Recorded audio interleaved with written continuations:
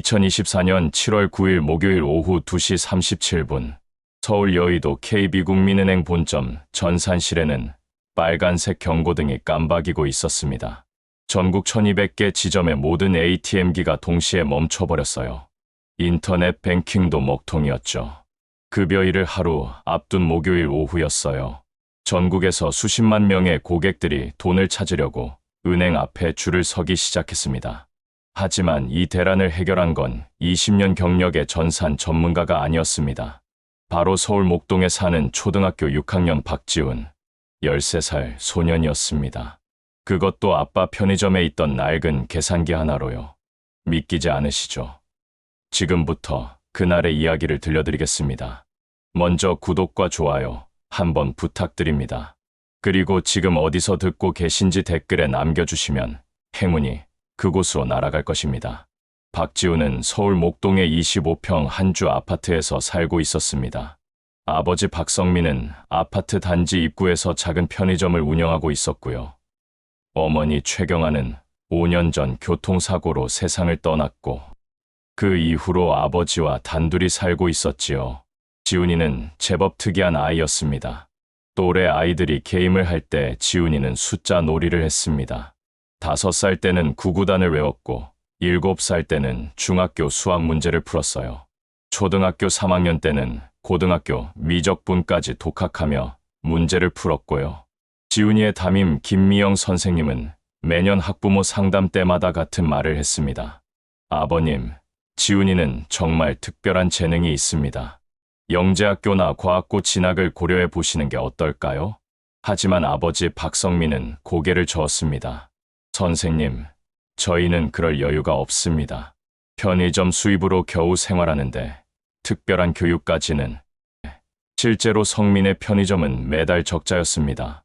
대형마트와 온라인 쇼핑에 밀려서 손님이 점점 줄어들고 있었지요. 하지만 다른 일을 배울 나이도 지났고 편의점이라도 해야 아들을 키울 수 있었지요. 지훈이는 아버지의 사정을 너무나 잘 알고 있었습니다. 그래서 학교가 끝나면 항상 편의점으로 달려갔어요. 계산대 옆 작은 의자에 앉아서 숙제를 하거나 책을 읽었죠. 편의점 계산대에는 오래된 계산기가 하나 있었습니다. 1990년대에 나온 카시오 제품이었는데 아버지가 20년 넘게 쓰던 물건이었어요. 액정 화면은 일부가 깨져 있었고 버튼도 몇 개는 잘 안 눌러졌어요. 하지만 아버지는 버리지 않았습니다. 이게 너희 엄마가 처음 사업 시작할 때 선물해 준 거야. 좀 오래된 거지만 나한테는 아주 소중한 거란다. 지훈이는 그 계산기를 만질 때마다 엄마를 떠올렸어요. 본 적도 없는 엄마였지만 아빠가 들려주는 이야기 속 엄마는 항상 웃고 있었거든요. 2024년 7월 어느 날이었어요. 지훈이는 평소처럼 편의점에서 수학 문제를 풀고 있었습니다. 그런데 갑자기 신기한 생각이 들었어요. 아빠, 컴퓨터랑 계산기는 뭐가 달라요? 아버지는 물건 정리하다가 고개를 들었어요. 컴퓨터가 훨씬 복잡한 일을 하지. 계산기는 그냥 더하기 빼기만 하잖아. 근데 원리는 같지 않나요? 둘 다 0이랑 1로 계산하는 거잖아요. 박성민은 아들의 질문에 잠시 당황했습니다. 자신도 정확히는 몰랐거든요. 그건 아빠도 잘 모르겠는데? 지훈이는 그날부터 도서관에서 컴퓨터 공학책을 빌려 읽기 시작했어요. 이진버, 논리회로, 알고리즘. 12살 아이가 읽기에는 어려운 내용들이었지만 지훈이에게는 마치 게임처럼 재미있는 놀이를 하는 것 같았어요. 특히 흥미로웠던 건 체크섬 알고리즘이었습니다. 데이터가 제대로 전송됐는지 확인하는 수학적 방법이었어요. 은행이나 카드사에서 계좌번호가 정확한지 검증할 때 쓰는 기술이었죠. 오, 신기하다. 숫자 하나만 바꿔도 금방 알아차리네. 지훈이는 낡은 계산기를 두드리며 체크섬 계산을 연습했어요. 처음에는 10분 걸리던 계산이 나중에는 1분, 30초로 줄어들었습니다. 손가락이 계산기 버튼 위에서 춤을 추듯 움직였어요. 아버지는 그런 아들을 흐뭇하게 바라봤습니다. 우리 지훈이는 나중에 큰 사람 되겠어. 아빠, 저는 그냥 아빠 편의점 물려받을 거예요. 이 바보야, 넌 더 큰일 해야지. 부자의 웃음소리가 작은 편의점 안에 울려 퍼졌어요. 하지만 두 사람 모두 몰랐습니다. 불과 며칠 후에 지훈이의 이 특별한 재능이 수십만 명을 구하게 될 거라는 것을요. 2024년 7월 9일 목요일 오후 2시 37분 여의도 KB국민은행 본점 19층 전산실. 실장 정우성은 커피를 마시며 주말 계획을 생각하고 있었습니다. 내일은 딸의 생일이었거든요. 케이크는 예약했고 선물도 딸이 갖고 싶었던 아이폰 17 프로로 준비했죠. 그때 갑자기 메인 서버의 경고음이 울렸습니다. 띠링, 띠링, 띠링. 정우성은 화면을 보는 순간 얼굴이 하얗게 질렸어요. 이게 무슨... 전국 1200개 지점의 모든 ATM기가 빨간불로 바뀌어 있었습니다. 동시에 인터넷 뱅킹 서버도 다운됐어요. 카드 결제도 안 되고 인터넷으로 결제하는 모든 페이 결제도 셧다운되어 멈춘 상태입니다. 긴급 상황입니다. 전원 집합. 전산팀 직원 12명이 급하게 모였어요. 하지만 아무도 원인을 찾을 수 없었습니다. 바이러스인가요? 아니요. 백신은 깨끗해요. 해킹? 보안 시스템에 이상 없습니다. 그럼 서버 고장? 하드웨어는 정상입니다. 정우성은 이마에 식은땀을 흘렸습니다. KB국민은행은 한국 3대 은행 중 하나예요. 고객이 2천만 명이 넘었죠. 그런데 지금 그 모든 시스템이 멈춰버린 거예요. 더 큰 문제는 타이밍이었습니다. 다음 날이 월급날이었어요. 수백만 명의 직장인들이 급여를 받는 날이었죠. 만약 내일까지 시스템을 복구하지 못하면 엄청난 혼란이 일어날 게 뻔했습니다. 오후 3시 은행장에게 보고가 올라갔습니다. 전산 시스템이 전부 다운됐다고? 죄송합니다. 원인을 찾는 중입니다. 당장 복구해. 이게 뉴스에 나가면 우리 은행 완전 망신당한다. 오후 4시 하청 업체 전문가 5명이 추가로 투입되었고 오후 5시 삼성 SDS에서 긴급 지원팀이 도착했습니다. 오후 6시 결과는 똑같았어요. 아무것도 문제를 해결하지 못하였지요. 이상하다. 코드는 멀쩡한데 왜 작동을 안 하는 거지? 데이터베이스 연결은 되는데 쿼리 결과가 안 나와요. 암호화 키를 확인했는데 문제 없어요. 정우성은 머리를 쥐어뜯었습니다. 20년간 전산일을 해왔지만 이런 경우는 처음이었어요. 그때 막내 직원 하나가 조심스럽게 말했습니다. 실장님, 혹시 검증 알고리즘 문제 아닐까요? 검증 알고리즘? 네. 체크섬 계산하는 부분이요. 어제 보안 업데이트하면서 코드가 살짝 바뀌었거든요. 정우성의 눈이 커졌어요. 그걸 왜 이제 말해? 급히 코드를 확인했습니다.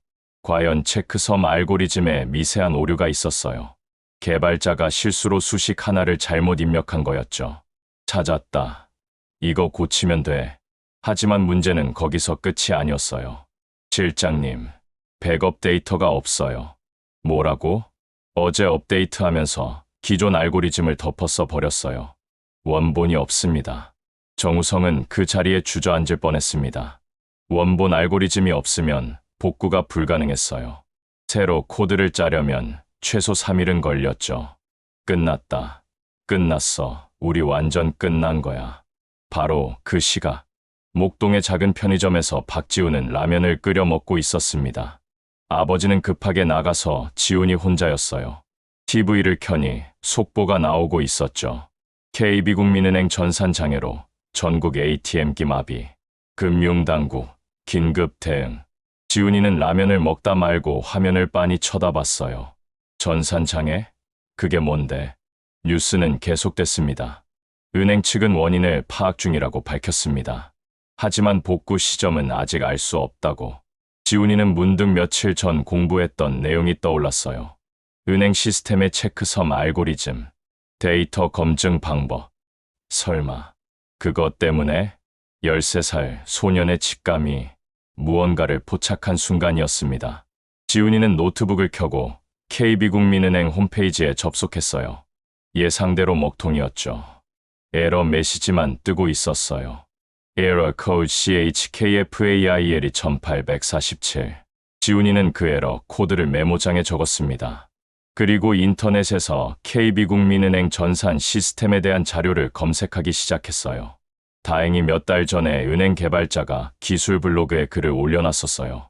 시스템 구조와 알고리즘에 대한 설명이 자세히 나와 있었죠. 여기 있네. 체크섬 알고리즘 설명. 지훈이는 눈을 크게 뜨고 글을 읽어 내려갔어요. 계좌번호 16자리를 특정 수식으로 계산해서 검증하는 방법이었습니다. 만약 계산 결과가 맞지 않으면 시스템이 거래를 막는 거였죠. 그런데 이 수식이, 이상한데? 지훈이는 블로그에 나온 수식을 자세히 살펴봤어요. 그리고 깜짝 놀랐습니다. 이거 잘못됐잖아. 여기 나누기 연산 순서가 바뀌었어. 체크섬 알고리즘은 매우 정교한 수학이에요. 숫자 하나, 연산 순서 하나만 바뀌어도 전체가 엉망이 되죠. 그리고 지금 KB국민은행 시스템이 바로 그 상태였어요. 지훈이는 계산기를 집어들었습니다. 아빠의 낡은 카시오 계산기였어요. 그리고 예시 계좌번호로 직접 계산을 시작했어요. 110-4832-297561. 이 번호를 가지고 치달까, 치달까, 치달까. 계산기 버튼을 누르는 소리만 조용한 편의점에 울려 퍼졌어요. 지훈이의 손가락이 숫자 위를 날아다녔습니다. 10분 후. 맞았다. 원래 알고리즘은 이거였어. 지훈이는 노트에 정확한 수식을 적었어요. 그리고 다시 한번 확인했습니다. 틀림없었습니다. 이게 KB국민은행의 원본, 체크섬 알고리즘이었죠. 그런데 문제가 있었어요. 이걸 어떻게 은행에 알려주지? 13살 초등학생이 은행에 전화한다고 믿어줄까요? 아마 장난 전화로 생각하고 끊어버릴 거예요. 지훈이는 한참을 고민했습니다. 그때 TV에서 다시 뉴스가 나왔어요. KB국민은행 제보 콜센터 긴급 개설. 누구든 해결 방법 아시는 분은 연락주세요. 화면에 전화번호가 떴습니다. 지훈이는 핸드폰을 집어들었어요. 손이 떨렸죠. 심장이 빠르게 뛰었어요. 하지만 지훈이는 전화를 걸었습니다. 띠리리리링. 네, KB국민은행 긴급 콜센터입니다. 저기요. 네, 말씀하세요. 저는 박지훈이라고 하는데요. 초등학교 6학년이에요. 상담원은 잠시 말을 멈췄어요. 초등학생? 학생, 장난으로 전화하면 안 돼요. 아, 그게 아니라. 그럼 무슨 일로 전화하셨나요? 은행 전산 문제요. 제가 해결 방법을 알 것 같아서요. 학생, 지금 장난할 때가 아닌데요. 장난 아니에요. 체크섬 알고리즘이 잘못됐잖아요. 제가 원본 수식을 찾았어요. 상담원은 한숨을 쉬었습니다. 오늘 하루 종일 이상한 전화를 수십 통 받았었거든요. 무당, 점쟁이, 심지어 사이비 교주까지 전화를 걸어왔었죠. 학생, 그런 농담 잘못하다가는 에러 코드 CHK812847 맞죠? 그게 2847 맞죠? 그게 체크섬 검증 실패 에러예요. 그리고 원본 알고리즘은 모듈러스 16 방식이었을 거예요. 제가 계산해봤는데 맞았어요. 상담원이 갑자기 자세를 바로 했어요. 이 아이가 전문 용어를 정확하게 구사하고 있었거든요. 잠깐만 기다려 보세요. 상담원은 급히 상부에 보고했습니다. 그리고 몇 분 후 전산실장 정우성이 직접 전화를 받았습니다. 여보세요. 저는 KB국민은행 전산실장 정우성입니다.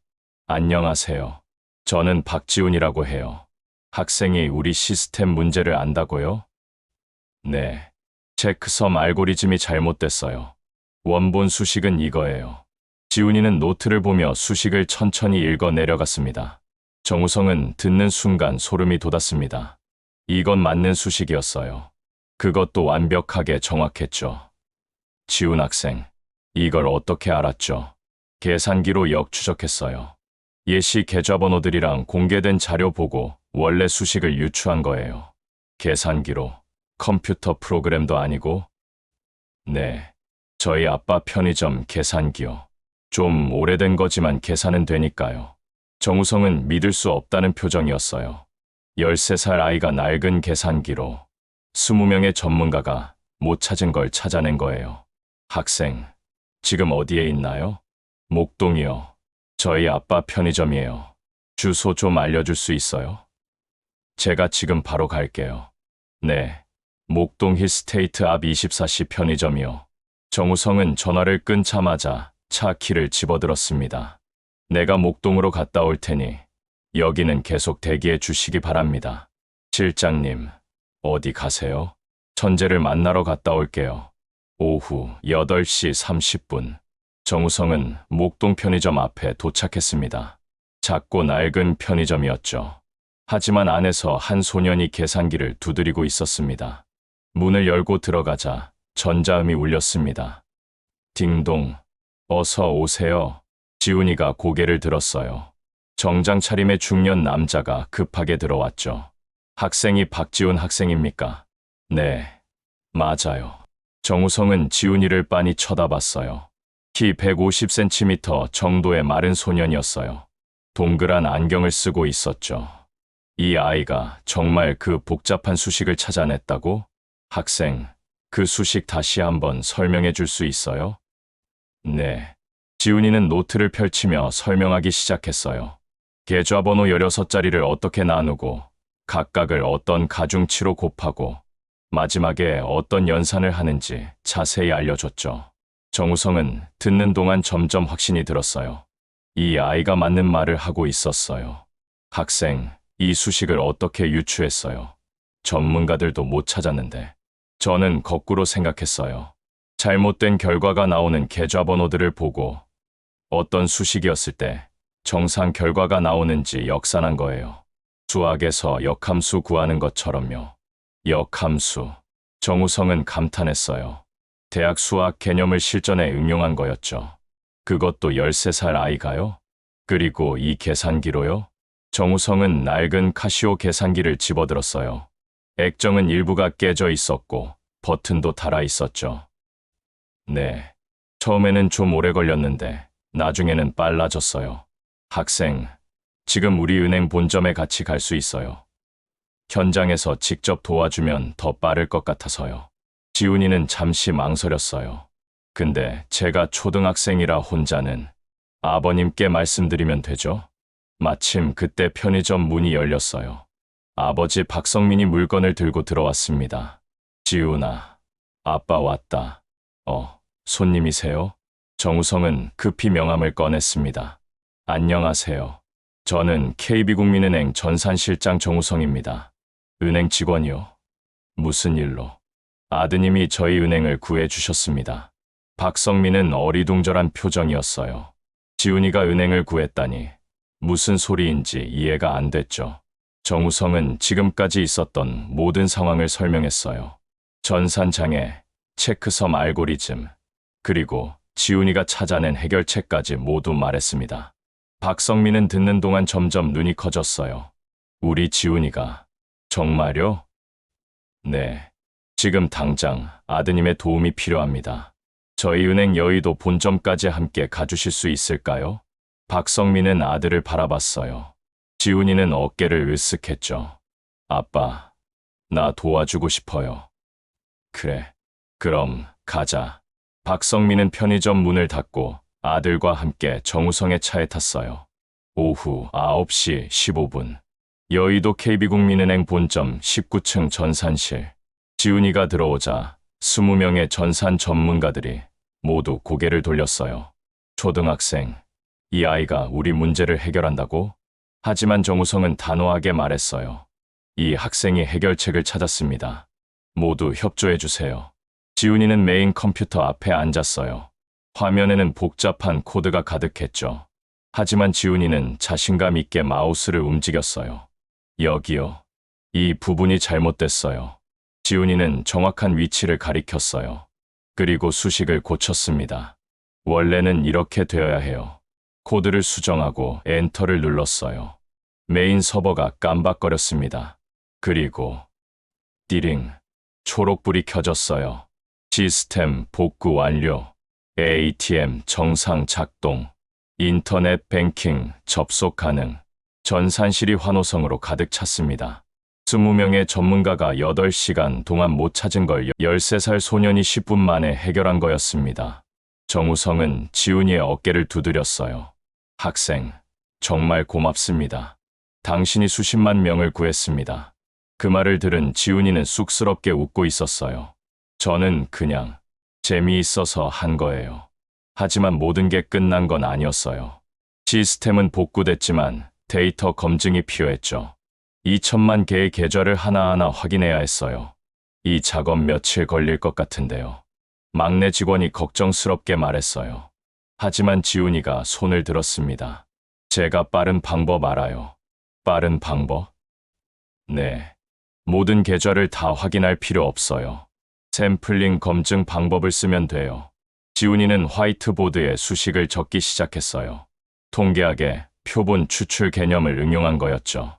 전체의 0.1%만 정확하게 검증하면 나머지도 안전하다는 수학적 증명이었지요. 전산 팀원들은 넋을 잃고 지켜봤습니다. 13살 아이가 대학원 수준의 통계학을 설명하고 있었거든요. 이 방법으로 하면 2시간이면 충분해요. 정우성은 고개를 끄덕였어요. 좋습니다. 이 방법으로 진행하죠. 오후 11시 47분. 모든 검증이 완료됐어요.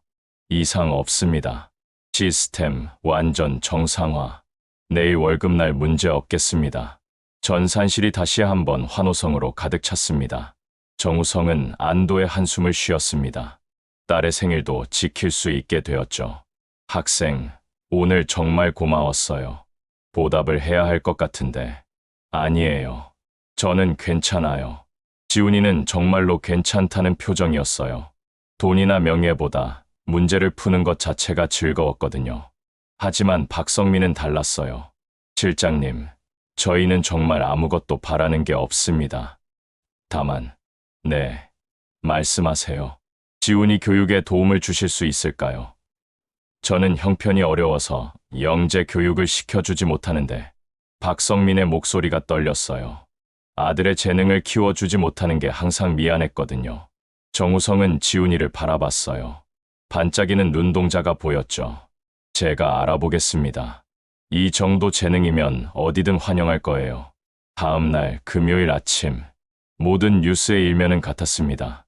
KB국민은행 전산 복구 13살 초등학생이 해결, 목동의 기적, 편의점 계산기로 금융 시스템 구하다, 박지훈 군 수십만 명의 월급날을 지키다. 지훈이의 사진이 전국에 퍼졌습니다. 계산기를 든 소년의 모습이었죠. 아침 8시 박성민의 핸드폰이 미친 듯이 울렸어요. 띠리링, 띠리링. 첫 번째 전화는 MBC였어요. 박지훈 학생 인터뷰 가능할까요? 두 번째는 서울시 교육청이었어요. 영재 교육원 특별 전형을 추천하고 싶습니다. 세 번째는 카이스트였어요. 조기 입학 제도가 있습니다. 검토해 보시겠어요? 전화는 끊임없이 걸려왔어요. 방송국, 신문사, 대학교, 교육기관 모두가 지훈이를 만나고 싶어 했죠. 편의점 앞에는 아침부터 기자들이 모여들었습니다. 지훈 학생, 어떻게 그 어려운 문제를 풀었나요? 평소에 수학을 좋아했나요? 장래 희망이 뭔가요? 지훈이는 당황했습니다. 어제까지만 해도 평범한 초등학생이었는데 갑자기 유명인이 된 것 같아 어찌할 바를 모르고 있었습니다. 아버지 박성민도 놀란 건 마찬가지였어요. 40년 넘게 살면서 이렇게 많은 사람들의 관심을 받은 적이 없었거든요. 지훈아, 겁먹지 마. 아빠가 옆에 있어. 네, 아빠. 부자는 손을 꼭 잡고 기자들 앞에 섰습니다. 인터뷰가 시작됐어요. 지훈 학생, 수학을 언제부터 좋아했나요? 5살 때부터요. 숫자가 재미있었어요. 어떻게 그렇게 어려운 알고리즘을 이해했나요? 도서관에서 책을 많이 읽었어요. 컴퓨터 공학이랑 수학책이요. 혼자서 공부했나요? 네. 아빠는 수학을 잘 모르셔서 제가 혼자 공부했어요. 기자들은 놀랐습니다. 학원도, 과외도, 영재 교육도 받지 않고 혼자 공부했다니 믿기 어려웠거든요. 장래 희망이 뭔가요? 지훈이는 잠시 생각하다가 대답했습니다. 수학자요. 아니면 과학자. 아직 잘 모르겠어요. 근데, 저는 아빠 편의점도 물려받고 싶어요. 박성민의 눈시울이 붉어졌어요. 아들이 자신의 초라한 편의점을 부끄러워하지 않는다는 게 고마웠던 것이죠. 아빠 편의점에서 공부하는 게 제일 좋거든요. 조용하고 아빠도 옆에 계시고. 지훈이의 순수한 대답에 기자들이 숙연해졌습니다. 부자의 깊은 사랑이 느껴졌거든요. 오후 2시 KB국민은행에서 공식 감사 행사가 열렸어요. 은행장이 직접 나왔죠. 박지훈 학생에게 특별 감사패와 장학금 1억 원을 드립니다. 커다란 감사패와 장학금 목록이 전달됐어요. 하지만 지훈이보다 아버지가 더 놀랐어요. 1억 원이요? 네, 학생의 교육을 위해 써주시길 바랍니다. 박성민은 눈물을 흘렸어요.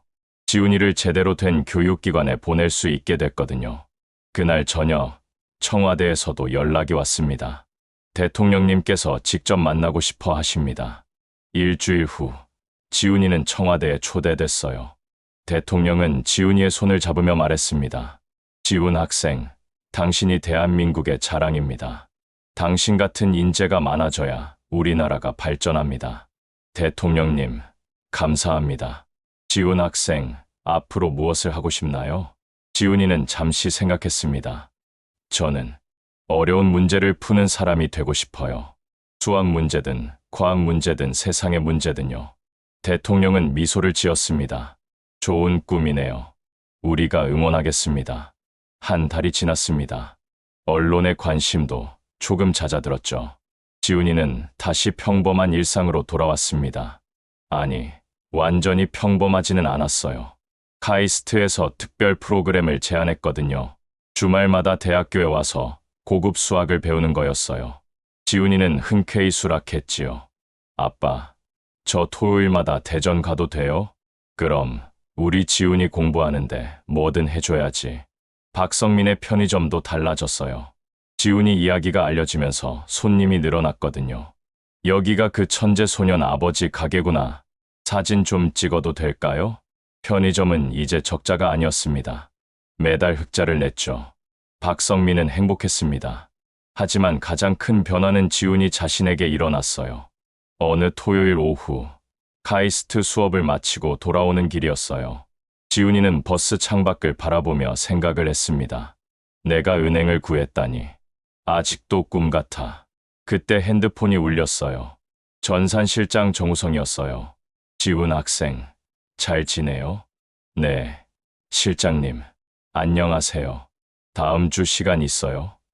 우리 은행에서 학생을 위한 특별 프로그램을 만들었거든요. 특별 프로그램이요? 네, 주니어 IT 컨설턴트 프로그램이에요. 초중고 학생들 중에서 컴퓨터나 수학에 재능 있는 친구들을 찾아서 교육하는 거예요. 학생이 그 첫 멤버가 되어주면 좋을 것 같아서 연락했어요. 지훈이의 눈이 반짝였습니다. 저 같은 친구들을 돕는 거예요? 맞아요. 학생처럼 재능은 있지만 기회가 없는 아이들을 찾는 거죠. 지훈이는 바로 대답했어요. 네, 하고 싶어요. 전화를 끊고 지훈이는 다시 창밖을 바라봤어요. 저녁 노을이 아름답게 물들어 있었죠. 나처럼 어려운 상황에 있는 친구들, 그 친구들도 도와줄 수 있다면 좋겠다. 집에 도착하자 아버지가 저녁을 준비하고 있었어요. 지훈아, 왔구나. 배고프지? 김치찌개 끓였어. 아빠, 저 좋은 소식 있어요. 지훈이는 신나서 카이스트 수업 이야기와 은행 프로그램 이야기를 쏟아냈어요. 박성민은 아들의 밝은 얼굴을 보며 흐뭇하게 웃었죠. 우리 지훈이 정말 대단해졌구나. 아빠 덕분이에요. 아빠가 뭘 했다고? 아빠가 포기 안 하고 저를 키워줬잖아요. 엄마 돌아가시고 힘들었을 텐데. 박성민의 눈가가 촉촉해졌습니다. 지훈아, 아빠는 내가 있어서 행복하단다. 내가 아빠의 자랑이야. 저도요. 아빠가 제일 멋있어요. 부자는 따뜻한 저녁을 먹으며 미래를 이야기했습니다. 지훈이가 어떤 사람이 되고 싶은지, 어떤 일을 하고 싶은지. 아빠, 저는 세상에 도움이 되는 사람이 되고 싶어요. 이번 일로 깨달았어요. 제가 가진 재능을 혼자만 갖고 있으면 안 된다는 거요. 좋은 생각이야. 아빠도 응원할게. 식사를 마치고 지훈이는 자기 방으로 들어갔어요. 책상 위에는 그 낡은 계산기가 놓여 있었죠. 지훈이는 계산기를 집어들고 쓰다듬었어요. 고마워. 네, 덕분에 많은 사람을 도왔어. 치달까. 계산기 버튼을 한번 눌렀어요. 숫자 1이 화면에 떴죠. 지훈이는 미소를 지었어요. 이건 끝이 아니라 시작이야. 앞으로 더 많은 문제를 풀 거야. 그리고 더 많은 사람들을 도울 거야. 창밖으로 서울의 야경이 반짝이고 있었습니다. 수많은 불빛들이 도시를 밝히고 있었지요. 그 불빛 하나하나에는 사람들의 삶이 녹아 있었어요. 누군가는 일하고, 누군가는 공부하고, 누군가는 꿈을 꾸고 있었죠. 지훈이도 그 중 하나였어요. 작지만 밝은 빛이었죠. 2025년 3월, 박지훈은 이제 중학교 1학년이 되었습니다. 카이스트 조기 입학 제안을 받았지만 거절했죠. 또래 친구들과 함께 학교를 다니고 싶었거든요. 하지만 주말마다 카이스트 영재 프로그램에는 참여했습니다. 그리고 KB국민은행의 주니어 IT 컨설턴트 프로그램도 이끌고 있었죠. 그 프로그램을 통해 지훈이와 비슷한 처지의 친구들 50명이 장학금을 받았어요. 모두 재능은 있지만 형편이 어려운 아이들이었죠. 박성민의 편의점은 이제 작은 동네 명소가 되었습니다. 천재 소년의 편의점이라는 별명이 붙었죠. 관광객들도 종종 들렀고요. 어느 일요일 오후, 지훈이는 편의점 계산대에 앉아 있었습니다. 평소처럼 수학 문제를 풀고 있었죠. 한 초등학생 손님이 들어왔어요. 저기요, 혹시 박지훈 학생 맞아요? 응, 맞아. 왜? 저도 수학 좋아하는데. 어떻게 공부했어요? 지훈이는 미소를 지으며 옆 의자를 가리켰어요. 앉아봐. 내가 알려줄게. 두 아이는 계산대 옆에 나란히 앉았습니다. 지훈이는 노트에 수식을 적으며 설명하기 시작했지요. 수학은 어렵지 않아. 그냥 차근차근 생각하면 돼. 그리고 포기하지 않는 게 중요해. 정말요? 응. 나도 처음엔 어려웠어. 하지만 계속하다 보니 재미있어졌어. 그 모습을 지켜보던 박성민은 흐뭇하게 웃었습니다. 우리 지훈이가 이제 다른 아이들을 가르치네. 그때 계산대 위에 낡은 계산기가 눈에 들어왔습니다. 여전히 그 자리에 있었죠. 액정은 깨져 있었고 버튼도 닳아 있었지만 박성민은 버리지 않았습니다.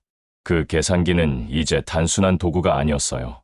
기적의 상징이었죠. 13살 소년이 세상을 바꾼 기적의 시작점이었습니다. 지훈이는 설명을 마치고 그 아이에게 말했습니다. 너도 할 수 있어. 내가 가진 재능을 믿어. 그리고 언젠가 그 재능으로 다른 사람을 도와줘. 네, 고마워요. 아이는 신나서 편의점을 나갔습니다. 지훈이는 다시 자기 문제집으로 돌아왔죠. 박성민이 아들에게 다가가서 지훈아, 목 마르지? 주스 줄까? 아빠, 저는 괜찮아요. 아빠 드세요. 이 녀석. 교자네. 부자는 웃으며 주스를 나눠 마셨습니다. 창밖으로 햇살이 비쳐 들어왔습니다. 따뜻한 5월의 오후였죠. 평범한 일상이었습니다.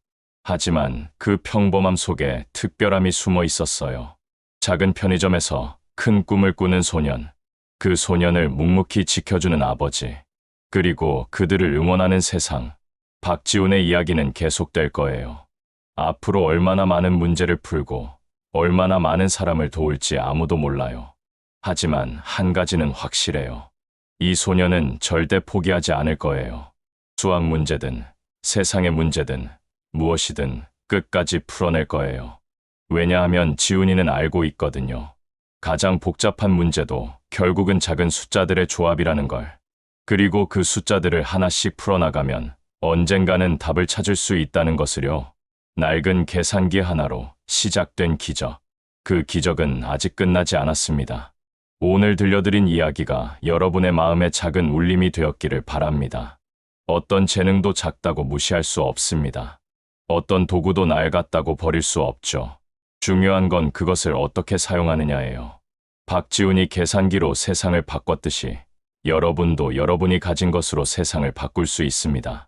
이야기가 좋으셨다면 구독과 좋아요 부탁드려요. 여러분의 응원이 다음 이야기를 만드는데 큰 힘이 됩니다. 그리고 댓글로 여러분의 이야기도 들려주세요. 여러분은 어떤 재능을 가지고 계신가요? 그 재능으로 무엇을 하고 싶으신가요? 다음 이야기에서 또 만나요. 감사합니다.